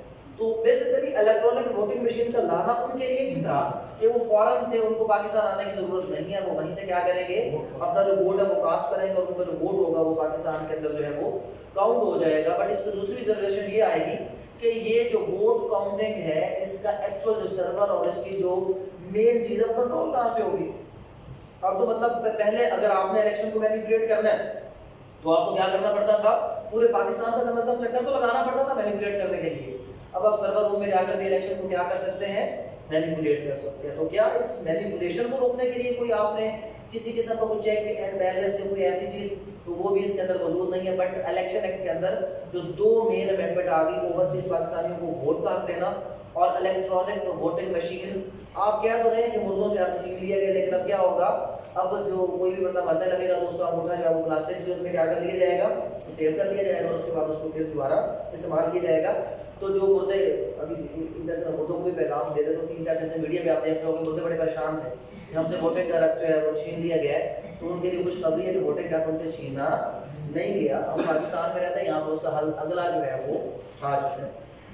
نیکسٹ جناب, جو امینڈمنٹ آپ کی آئی ہے بینکنگ سیکٹر کے اندر, صرف اس سے میں بریف سے, کیونکہ ٹائم کافی ہو چکا ہے آلریڈی. آپ کو پتا ہے کہ ہم 2 بجے کی بجائے وہ 3 بجے پہ چلے گئے تھے جیسے, اور وہ ایشو بھی ایسا تھا کہ ہم اس کو سختی سے ایڈریس نہیں کر سکتے تھے. مین آپ کو پتہ چلا ہوگا کہ فرسٹ فلور پہ ایکسل تھا, اور وہاں پہ جو ہے وہ خانہ کعبہ کا جو غلاف مبارک ہے اس کی زیارت کے لیے انہوں نے ایک ارینجمنٹ کیا, تو اس کو ڈسپلے کیا تھا. اس کی وجہ سے تھوڑا سا جو ہے نا 1 گھنٹے کا تو ایشو بنا, اور اس کی وجہ سے ڈیلے ہو گیا. ادروائز جو میرا ارادہ تھا وہ تو یہی تھا کہ ہم اس کو 2 آورس کنٹینیو کریں گے, بٹ میں اس کو کٹ شارٹ کرتا ہوں اس سے پہلے کہ آپ لوگ بور ہو جائیں, پریشان ہو جائیں. ہم اس کو جو ہے وہ ختم کرتے ہیں.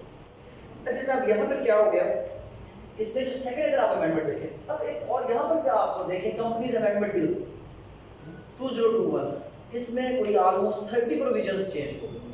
اس میں پھر کوشچن یہ ہمارے لیجسلیچر کی ایلیجیبلٹی کے اوپر آتا ہے کہ 1984 میں روک ہو گیا, آپ نے کمپنی آرڈیننس دیا تھا, اور اس کے بعد آپ زور لگاتے رہے, انٹرنیشنل پریشر آ گیا, یہ ہو گیا جی, وہ ہو گیا, اور کروا کے بڑی مشکل سے کوئی آپ نے پورا کوئی 32-33 سال کا عرصہ لیا, اور 33 سال کے بعد آپ نے کمپنی ایکٹ 2017 دے دیا.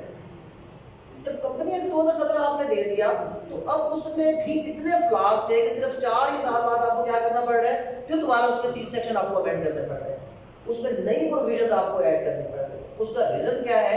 اس کا ریزن سب سے بڑا یہی ہے کہ جیسے ہم نے سی پی سی میں بھی امینڈمنٹ کیے, اس کو تھوڑا سا ہم نے ماڈرن کرنے کی کوشش کی, اس میں ہم نے کچھ جو ہے ماڈرن ڈیوائسز ایڈ کیے ہیں, تو 15 سال پرانی ایڈ کر دی. جب ہم نے 15 سال پرانی اس میں ایڈ کر دی ہے تو مطلب یہ ہے کہ آلریڈی وہ چیز, وہ ٹیکنالوجی 15 سال پرانی ہماری امینڈمنٹ آج کی ہے, اور وہ کتنی پرانی ہے, 15 سال پرانی. تو 5 سال کے بعد اس کا ویسے کیا ہوگا, سارا معاملہ ختم ہو جائے گا, پھر آپ کو دوبارہ قانون سازی کرنی پڑ جائے گی. تو بھائی آج اگر کوئی چیز امینڈ کر رہے تھے تو آپ کس کے مطابق کرتے, آج کے مطابق. یہاں پر بھی یہی تھا کہ آپ نے کمپنی ایکٹ کو امینڈ تو کیا 2017 میں, لیکن جو پروویژنز, جو کمپیوٹرائز سسٹم اور جو آپ کے سلسلے تھے وہ سارے 2002-3 والے تھے. تو لہٰذا آپ کو دوبارہ پھر کیا کرنا پڑا, صرف 2 سے 3 سال کے عرصے کے بعد اس میں 20-25 امینڈمنٹس دوبارہ کرنے پڑے. اور سیم اس طرح جو آپ کا اسٹیٹ بینک آف پاکستان ہے, اس کے حوالے سے امینڈمنٹ آ گئی, کبھی وہ اپنی سبسیڈیریز کمپنی کھول سکتا ہے. اس کے تھوڑے سے اختیارات بڑھا تو دیے, لیکن آن دا ادر سائڈ اس کو انٹرنیشنل مانیٹری فنڈ اور ایسے اداروں کے لیے اوپن بھی کر دیا کہ اب اس کے اوپر جو اگر کبھی ہم اپنی اکانومی کو چیک کرنے کے لیے, اس کو ہم جو ہے کنٹرول کرنے کے لیے کچھ اسٹیپس اگر کبھی لے سکتے تھے, تو اب ہمارے ہاتھ سے وہ چیزیں بھی کیا ہو گئی ہیں, ختم ہو گئی ہیں. تو یہ اسٹیٹ بینک میں امینڈمنٹ آ گیا. اس کے بعد کارپوریٹ ریسٹرکچرنگ کمپنیز امینڈمنٹ بل, یہ ایک اس کے لیے صرف تھوڑا سا سمجھنے کے لیے اگر آپ تھوڑے سے ایکٹ پڑھیں گے ایکچوئل, تو وہ بھی آپ کو سمجھ آ جائے گی. اتنا ٹائم میں آپ کو ڈیفینیٹلی ساری چیزیں بتا تو نہیں سکتا, بٹ میں ایک آپ کو کام کی چیز بتا دیتا ہوں. اور وہ کام کی چیز کیا ہے, کوئی بھی امینڈمنٹ اگر آ گئی ہے اور آپ اس امینڈمنٹ کو ان ویری شارٹ ٹائم سمجھنا چاہتے ہیں, شارٹ ٹائم سمجھنے کی ضرورت پر پیش ہو جاتی ہے. اگر آپ کسی جوڈیشل ایگزام میں اپیئر ہونا چاہتے ہیں, کوئی انٹرویو ہے کسی بھی قسم کا, تو ڈیفینیٹلی ایسی امینڈمنٹس وہاں پر کیا ہوتی ہیں کہ وہ آن دا ٹاسک ہی ہوتی ہے. سب سے پہلے انہیں کے بارے میں کوشچن کیا جاتا ہے. تو یہاں پر کیونکہ اگر آپ نے اوور آل کسی قانون کو سمجھنا ہے, کسی امینڈمنٹ کو سمجھنا ہے, تو آپ کو لا کا پتہ ہونا چاہیے. اب آپ کو لا کا بھی نہیں پتا, اور آپ کو اس امینڈمنٹ کو اس وقت تک پتہ نہیں چلے گا جب تک آپ لا نہیں پڑھیں گے. تو شارٹ ٹرم میں آپ جو بھی امینڈمنٹ دیکھیں گے, ہر امینڈمنٹ کے آخر پر ایک پیراگراف ہوتا ہے statement of object and reason, کہ یہ جو پرٹیکولر امینڈمنٹ اس لا میں کی گئی ہے, اس کا مقصد کیا ہے. اس میں بیسیکلی کیا ہوتا ہے کہ جو پرانا جو لا ایگزسٹنگ ہے اس میں آخر ایشو کیا تھا, اور اس کو اس امینڈمنٹ کے ذریعے سے کس طرح اس ایشو کو ریزالو کیا جا رہا ہے. تو یہ جو چیز ہے یہ آپ کو کیا کرے گی, یہ آپ کو جو ہے شارٹ ٹائم کے اندر کسی بھی امینڈمنٹ کے حوالے سے پورا ایک اوور ویو دے دے گی کہ بھئی یہ امینڈمنٹ جو ہے اس کا بیسک پرپز یہ ہے. اور اگر آپ لوگ پرانے اس چیز کو ریوائز کریں تو ہم نے کبھی پڑھا تھا کہ جب انٹرپریٹیشن آف اسٹیچوٹ ہوتا ہے تو عدالت کیا کرتی ہے, عدالت اسٹیٹمنٹ آف پرپز کو ضرور دیکھتی ہے, آج it is not part of the amendment, لیکن یہ آپ کے ایکسٹرنل سورس کے طور پر اس کو کیا کیا جاتا ہے, اس کو جو ہے وہ یوز کیا جاتا ہے انٹرپریٹیشن اسٹیچوٹ کے اندر. تو یہ امینڈمنٹ کوئی بھی آپ اگر پڑھنا چاہیں ان شارٹ ٹائم, تو آپ اس کا 2 سے 3 جو ہے وہ لائن کے حوالے سے, 2 سے 3 پیراگراف کے حوالے سے جو اسٹیٹمنٹ آف آبجیکٹ ہوتا ہے وہ پڑھیں گے, تو آپ کو اس چیز کی بڑی آرام کے ساتھ سمجھ آ جائے گی. اس کے بعد جناب فائنینشیل، یہ جو کارپوریٹ ریسٹرکچرنگ کا مطلب کیا ہے کہ وہ کمپنیز جو بند ہو جاتی ہیں، اب کیوں بند ہو گئی، ان کے ساتھ ایشو کیا تھا، اگر ان کمپنیز کو واپس ریسٹرکچر کر کے دوبارہ پروگرس میں لایا جائے، ان کے قرضوں کے حساب سے کیا ایشو تھا، کیا وہ ایسی کمپنیز تھیں کہ جہاں پر باقی کچھ لوگ ایڈجسٹ تھے نہیں تھے. تو بیسیکلی اس بات کا مقصد ہے کہ وہ کمپنی جو اپنے لون پے نہ کرنے کی وجہ سے، کوئی اور ٹیکنیکل اسسٹنٹ نہ ہونے کی وجہ سے اگر وہ بند ہو جاتی ہے تو ان کو ریسٹرکچر کیسے کیا جائے، ان میں بہتری کیسے لائی جائے. اور جب کمپنیز میں اور اس طرح کے آپ ریسٹرکچر کریں گے تو اوور آل آپ کا جو کارپوریٹ سیکٹر بہتر ہوگا، کارپوریٹ سیکٹر بہتر ہوگا تو اوور آل اکانومی آپ کی بہتر ہو جائے گی.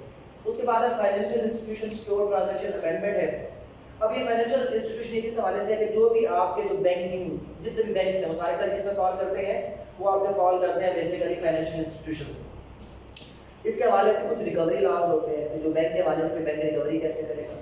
اب یہ سیکیور ٹرانزیکشن کیسے کہ پچھلے دنوں آپ سب لوگ جانتے ہیں کہ بڑا مسئلہ بنا کہ جس کے اندر منی لانڈرنگ اور اس قسم کے بہت سے مسائل. اور اب گورنمنٹ یہ چاہتی ہے کہ جو بھی آپ ٹرانزیکشن کریں، آپ اس چیز کی خرید و فروخت کریں، وہ کیسے ہو، رجسٹرڈ پرسن کے ذریعے سے ہو، بینک کے ذریعے سے ہو، تاکہ گورنمنٹ کو پتہ چلے کہ آپ لوگ کون سا اماؤنٹ کہاں سے لے رہے ہیں، کدھر سے ٹرانزیکشن کروا رہے ہیں. تو ایک چیک اینڈ بیلنس رکھنے کے لیے مزید جو ہے یہ آپ کا آ گیا فائنینشیل انسٹیٹیوشن.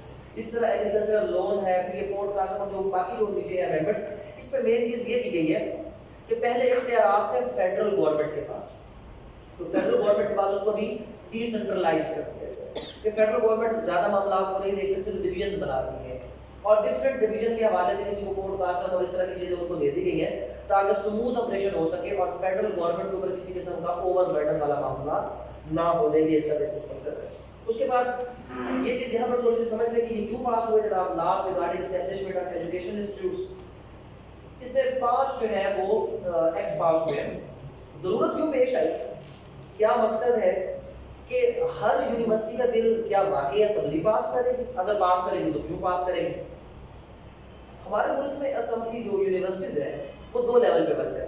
ایک پروونشل لیول پر، جو پروونشل چارٹر یونیورسٹی ہوگی وہ کہاں پہ ورک کر سکتی ہے، پورے پروونس کے اندر. اور جو فیڈرل چارٹر یونیورسٹی ہوگی وہ کہاں پہ ورک کر سکتی ہے ورک. آپ نے پنجاب یونیورسٹی کی کوئی بھی کیمپس کبھی سندھ میں تو نہیں دیکھا، نہ آپ نے بھی بلوچستان میں دیکھا ہوگا. لیکن اگر آپ نمل کی بات کریں نیشنل یونیورسٹی، تو آپ نے اس کا کیمپس دیکھا یا نہیں دیکھا. لاہور میں بھی موجود ہے، کراچی میں بھی موجود ہے، اس کے بعد بلوچستان اور اس کا ہیڈ آفس تو ہے ہی. اسی طرح اگر آپ اس کے علاوہ بحری یونیورسٹی ہے اس کو دیکھ لیں، وفاقی اردو یونیورسٹی کو دیکھ لیں. کوشچن یہ ریز ہوتا ہے ایک لاسٹ منٹ یہ لائے کہ بھئی یہ کچھ یونیورسٹیز جو ہے وہ پورے پاکستان میں کیمپس کھول لیتی ہیں اور کچھ یونیورسٹیز ہیں جو پرٹیکولر اپنے پروونس تک رہتے ہیں. اس کے پیچھے ریزن کیا ہے؟ اس کے پیچھے مین ریزن یہ ہے کہ سب سے پہلی بات کہ کوئی بھی ادارہ، کوئی بھی کالج اس وقت تک ڈگری ایوارڈ نہیں کر سکتا جب تک اس کو پروونشل یا نیشنل اسمبلی کا چارٹر نہ مل جائے. اور چارٹر کیسے ملے گا کہ اس پرٹیکولر یونیورسٹی کا جو بھی پروسیجر ہے ایک بل کی صورت میں پیش کیا جائے گا اسمبلی کے اندر. اسمبلی در حقیقت وہاں پہ دیکھیں جو آپ کی یونیورسٹی اس میں کرنا کیا ہوتا ہے، اس نے رولز بنانے ہوتے ہیں. اب رولز دینے کی پاور اس کو کون ڈیلیگیٹ کرے گا، جس کے پاس ہوگی وہی ڈیلیگیٹ کرے گا. اور پاور کس کے پاس ہے، پروونشل اسمبلی کے پاس ہے یا نیشنل اسمبلی کے پاس ہے. تو لہٰذا اس کا مقصد کیا ہوتا ہے کہ یہ سارے وہ ادارے تھے کہ جو پہلے کسی یونیورسٹی کے ماتحت تھے اور وہاں پر اس یونیورسٹی کی ڈگری ہے کسی کو دے رہے ہیں. جیسے ابھی آپ سب لوگ جانتے ہیں لاہور یونیورسٹی، اس سے پہلے جو لاہور یونیورسٹی کا پرانا لاہور والے کوئی بھی ادارہ تھا وہ کس کی ڈگری دے رہے تھے، پنجاب یونیورسٹی کی. تو پھر یہ اب لاہور یونیورسٹی اپنی ڈگری کیسے دینے لگ گیا. اس کا سمپل یہ ہوتا ہے کہ جب بھی کوئی ادارہ ڈگری ایوارڈنگ انسٹیٹیوٹ بننا چاہتا ہے اس کے لیے اگر وہ فیڈرل چارٹرڈ ہے تو نیشنل اسمبلی، اگر وہ پروونشل چارٹرڈ ہے تو پرٹیکولر اسمبلی سے ایک بل پاس ہوگا جس میں اس کو ڈگری ایوارڈنگ انسٹیٹیوٹ کا درجہ دیا جائے گا، رول میکنگ کی پاور ڈیلیگیٹ کی جائے گی اور پھر وہ فردر ایک انڈیپینڈنٹ انسٹیٹیوشن کے طور پر اپنے نام سے ڈگری جو ہے کسی کو بھی ایوارڈ کر سکے گا. تو بیسیکلی یہ جو آپ کے ایجوکیشن انسٹیٹیوٹس ہیں یہ سارے کے سارے، اس میں یونیورسٹی اسلام آباد جو ہے ایک نئی یونیورسٹی بن جائے گی. اس کے بعد کچھ ایگزسٹنگ تھے. اب یہ کیا ہو گیا، میں نے آپ کو بتایا کہ بل کا مقصد کیا ہے کہ یا تو ایگزسٹنگ لا کو امینڈ کرنا یا کوئی نیا جو ہے وہ لا انیکٹ کرنا. اب یہ بالکل پہلے آلریڈی اسلام آباد یونیورسٹی کا نام آپ نے نہیں سنا ہوگا، جیسے ہر ایک پروونس کے اندر یونیورسٹی آف بلوچستان کی صورت میں، یونیورسٹی آف پنجاب کی صورت میں یا یونیورسٹی آف کراچی کی صورت میں، یونیورسٹی آف پشاور کی صورت میں اگر یونیورسٹی موجود تھی اسلام آباد میں نہیں ہے تو اس کے لیے یونیورسٹی بنا دی گئی. اور کچھ ایگزسٹنگ انسٹیٹیوٹ کو ڈگری ایوارڈنگ انسٹیٹیوٹ اگر میں سمپل کوئی یونیورسٹی بنا دیا گیا تو صحیح ہوگا تاکہ آپ کو سمجھ آ جائے کہ اپنے ہی نام پر کسی کو ڈگری ایوارڈ کر سکتے ہیں. تو اس لیے نیشنل اسمبلی سے جو چیز جو ان کے بل پاس ہوئے، اب یہ پورے پاکستان میں یہ فیڈرل چارٹر یونیورسٹی بن گئی، کہیں پر بھی اپنا کیمپس کھول کر اس کو پروسیڈ کر سکتے ہیں۔ اس کے بعد کچھ بل ایسے ہیں جو ہم یہاں پہ آج ڈسکس نہیں کریں گے، آپ کو بتانے کے لیے میں نے اس میں ایڈ کیا ہے کہ پرٹیکولرلی اسلام آباد کے حوالے سے ان کا جو اپلیکیشن ہے وہ صرف اسلام آباد کی حد تک ہے، تو فوڈ سیفٹی بل ہے، اس کے علاوہ جو اسلام آباد کوئی پنشمنٹ ہے، اسلام آباد ریڈ ریسٹرکشن ہے، اور جو آپ کی چیریٹیز کے حوالے سے جو اسلام آباد کے اندر پرٹیکولرلی جو چیریٹیز رجسٹر ہوگی وہ کس طرح کام کرے گی، ان کا اسکوپ جو ہے ان کا جو ایکسٹینڈ ہونے کا۔ ایک بات آپ ذہن میں رکھیں، تھوڑا سا کنفیوژن ویسے اس میں آنا چاہیے، آپ کے ذہن میں کوشچن ہونا چاہیے کہ جو پہلے چیزیں میں آپ کو بتا رہا ہوں extends to whole of the Pakistan ان کا اسکوپ ہے، تو یہ جو نیشنل اسمبلی پاس کر رہی ہے تو اس کا جو ہے ٹوٹل اسکوپ کیا ہے، اسلام آباد۔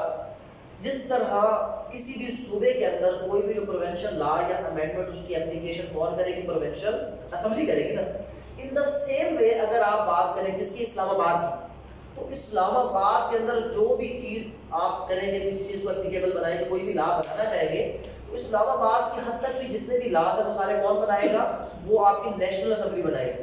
اور آپ کو یہ چیز بھی پتہ ہونی چاہیے کہ اسلام آباد کا جو سینیٹر ہے، جو 4 سینیٹر ہے، وہ بھی کہاں سے آئیں گے، نیشنل اسمبلی سے ہی آئیں گے۔ تو بیسیکلی نیشنل اسمبلی جو اسلام آباد کے اندر جتنے قوانین ہیں وہ سارے کون بنائے گا، نیشنل اسمبلی، اور پورے پاکستان کے لیے بھی جو بنائے گا وہ بھی کون بنائے گا، نیشنل اسمبلی بنائے گا۔ فردر اس میں آگے جناب جو آپ کو کچھ مسیلینس بل اس پہ ایڈ کریں گے، ہماری آج کی لاسٹ سلائیڈ ہے کہ مسیلینس بل میں سب سے پہلے آگے کووڈ-19 پریونشن آف گولڈن بل 2021۔ آپ سب لوگوں کو پتہ ہے کہ الحمدللہ الحمدللہ ہم سارے مسلمان ہیں ماشاءاللہ، اور حج اور عمرہ کے لحاظ سے بھی ہمارا نمبر کافی ہے، لیکن ذخیرہ اندوزی، ملاوٹ اور تمام چیزوں کے حوالے سے بھی جو ہے وہ ہمارا نمبر کافی آگے۔ پچھلے دنوں ہی آپ نے ایک خبر سنی ہوگی کہ جیسے ہی جو قرآن پاک کی دورانی قاعدہ کو لازمی قرار دیا گیا کہ لازمی پڑھایا جائے گا، تو 20 روپے سے اس کی قیمت کتنی ہو گئی، 60 روپے ہو گئی، اور ساتھ ہی مارکیٹ سے وہ کیا کر دیا گیا، ختم کر دیا گیا۔ ہو سکتا ہے اگلی بار جب آپ لینے جائیں تو انشاءاللہ آپ کو 100-120 روپے کا ملے گا۔ تو یہاں پر کیا ہوا، جب کووڈ آیا، لاک ڈاؤنز لگے، تو وہ ماسک جو کبھی 5 روپے کا ملتا تھا کہاں چلا گیا، وہ 100 روپے سے اوپر تک چلا گیا۔ اسی طرح اور جو میڈیسن اور تمام چیزیں وہ ساری کی ساری ان کی وہ معاملے ہو گئے۔ تو ذخیرہ اندوزی، تو اس بل کا جو بیسک مقصد ہے، ویسے اس کو نام تو کووڈ-19 کے دیا گیا ہے، لیکن اس میں جنرل اور بہت سی چیزیں ڈسکس کر دی گئی ہے کہ اگر کوئی شخص ذخیرہ اندوزی کرے گا تو اس کی سزا بیان کر دی کہ 3 سال کی سزا ہے، اس کے اندر فائن بھی ہے۔ تو اگر کوئی شخص کسی بھی ایسی آفت کی صورت میں ذخیرہ اندوزی کر کے کسی چیز کی قیمت کو بڑھانے کی کوشش کرے گا، تو یہ بیسیکلی اس جو بل کا مقصد ہے وہ ذخیرہ اندوزی کو روکنا۔ یہ پریونشن آف ہولڈنگ کا مطلب ہی کیا ہوتا ہے، ذخیرہ اندوزی کی سرگرم، اس کی روک تھام۔ تو ذخیرہ اندوزی کو روکنے کے لیے، اور اس میں مینشن کرتی ہے کہ اگر کوئی N95 ماسک ہے، سرجیکل ماسک ہے، یا اگر کوئی ایسی چیزیں ہیں، کوئی بندہ اگر اس کو کیا کرے گا، ذخیرہ اندوزی اس کی کرے گا، تو اس کے حوالے سے اس کو سزا دی جائے گی۔ اور اس کے بعد ہے regulation of generation, transmission and distribution of electric power. یہ جو قانون تھا یہ بھی ایک قسم کا جو ڈریکونین لا اگر آپ کہتے ہیں اس قسم کا قانون تھا۔ پرانے دور میں یہ ہوتا تھا کہ بادشاہ سلامت اگر کوئی ظالم قسم کا ہوتا اور کسی جگہ پر ایک جرم کو روکنا ہوتا، وہ کلیکٹیو رسپانسبلٹی بنا لیتا۔ کلیکٹیو رسپانسبلٹی کا مطلب کیا ہے، وہ یہ کہتا تھا کہ بھئی یہ ایک کلاس ہے، اس میں 10 بندے ہیں فرض کرو، تو اگر اس محلے میں کوئی بھی چوری ہوگی نا، سزا 10 کے 10 کو ملے گی۔ یا اس محلے میں اگر ایک بھی بندہ گورنمنٹ کا آرڈر نہیں مانے گا تو سزا کس کو ہوگی، سب کو ہوگی۔ تو اس کا بیسک آبجیکٹ کیا ہوتا تھا کہ کوئی ایک بندہ دوسرے بندے کو وہ کام کرنے نہیں دیتا تھا، وہ اس کو روکتا تھا، بھائی تو یہ کام نہ کر، تو غلط کرے گا سزا کس کو مل جائے گی، ہمیں مل جائے گی۔ تو یہ بھی اسی قسم کا ایک قانون آج کل کے ماڈرن معاشرے میں پریویل کر رہا ہے۔ اور وہ کیا تھا کہ جی اگر آپ کا پڑوسی بجلی چوری کرے گا تو آپ کا میٹر بھی اتارا جا سکتا ہے، آپ کو بھی جرمانہ کیا جا سکتا ہے، اور آپ کو بھی سزا دی جا سکتی ہے۔ یہ قانون ایگزسٹ کر رہا تھا، اگر ابھی اس کو امینڈ کر دیا گیا ہے کہ اس چیز کو جو ہے وہ اومٹ کر دیا گیا ہے کہ بھئی ایک بندے کو فنڈامنٹل رائٹ کے خلاف ورزی ہے، جرم کوئی کرے اور اس کی سزا کسی اور کو دی جائے۔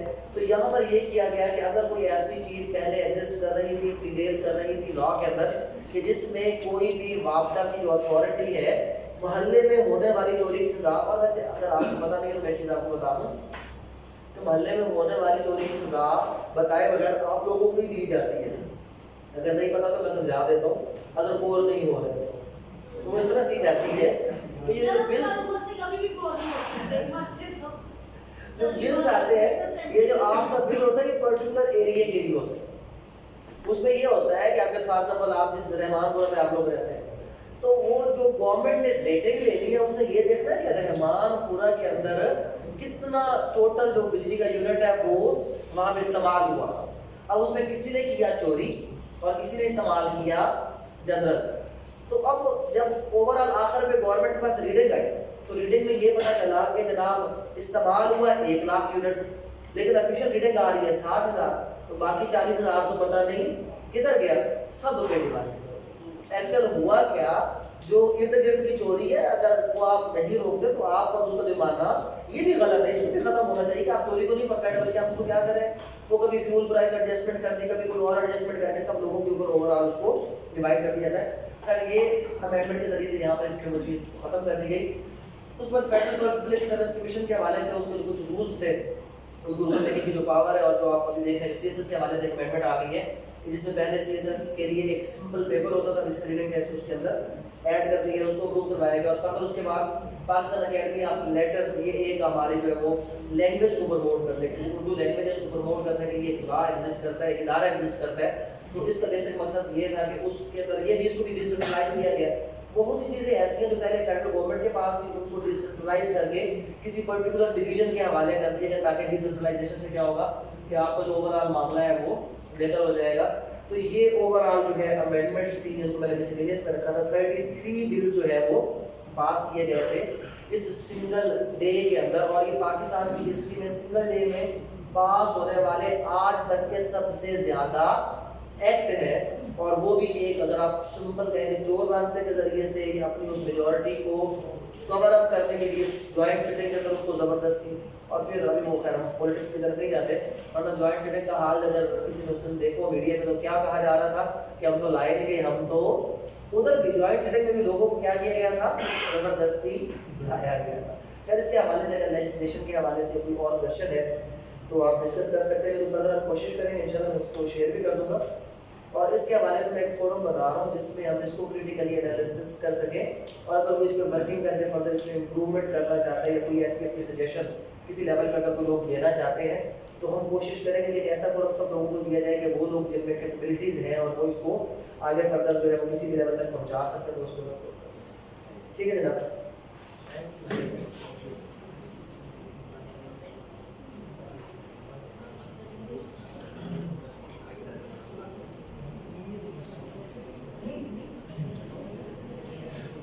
ابھی میں طارق صاحب کو جو ہے وہ انوائٹ کروں گا. طارق صاحب جو ہے وہ رول میکنگ کمیٹی کے پنجاب بار کونسل, کیونکہ آج ویسے ہمیں بھی اندازہ ہوا ہے کہ پنجاب بار کے رولز میں بھی اچھی خاصی امینڈمنٹس ہونی چاہیے. 1 گھنٹے کے بعد ہم نے ویٹ کیا تو ہمیں اندازہ ہوگا کہ یہاں پر بھی امینڈمنٹس کی ضرورت ہے. اس کے حوالے سے بھی کچھ امینڈمنٹس ہو رہے ہیں, تو میں دعوت دوں گا سب کو اس کے حوالے سے جو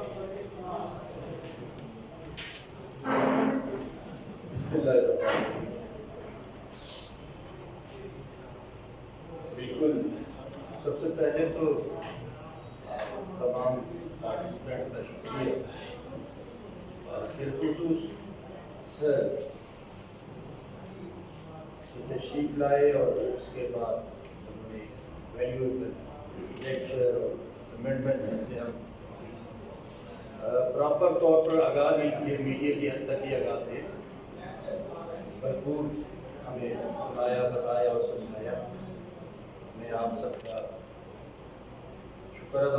شکریہ ادا کرتا ہوں پنجاب بار کی طرف سے, اپنی طرف سے. اور جیسے مجھے حکم ہوا ہے کہ پنجاب بار کے اندر جو رولز کی امینڈمنٹ ہے تو انشاءاللہ بہت جلد ہم نے اس پہ بہت ورک کیا ہے, کیونکہ 74-75 کے بعد ہمارے رولز میں کوئی تبدیلی نہیں, اور 70s وہ عرصہ ہے کہ جب ریڈیو ہوا کرتا تھا اور ساتھ black and white T V ہوا کرتا تھا. Black and white T V کے بعد کلرڈ آیا, کلرڈ کے بعد موبائل آیا, موبائل کے بعد انٹرنیٹ آیا, اور انٹرنیٹ کے بعد اب جی جو چل رہے ہیں 4G 5G آج کل وہ ضرور ہے. تو ہم نے بھی کوشش کی ہے کہ ہمارے رولز آج کے عہد کے برابر, آج کے دور کے جو ریکوائرمنٹ ہے, متقاضی ہے, ان کے مطابق بنایا.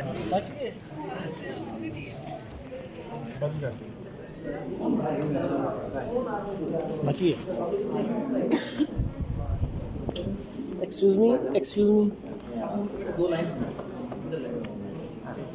تھوڑا سا اور ادھر